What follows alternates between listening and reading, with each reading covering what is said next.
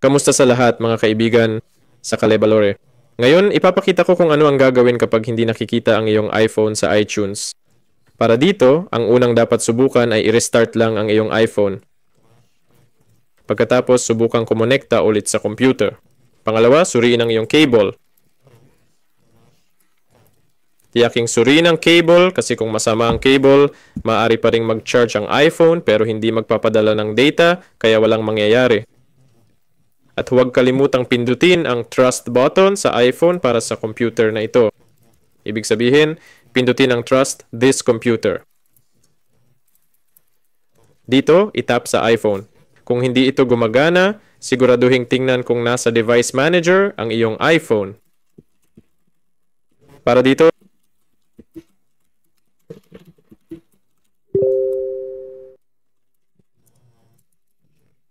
o ano nga ba?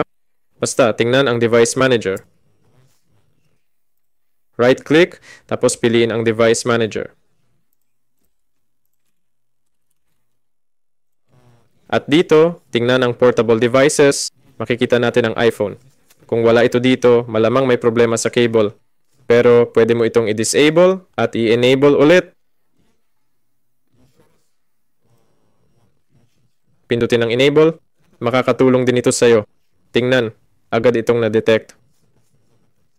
Kung wala pa ring nangyayari, ang natitira na lang ay i-reset ang iPhone sa factory settings. Pwede rin itong tumulong o i-reinstall ang iTunes mismo gamit ang Microsoft Store. Yun lang. Salamat sa panonood. Paalam sa lahat.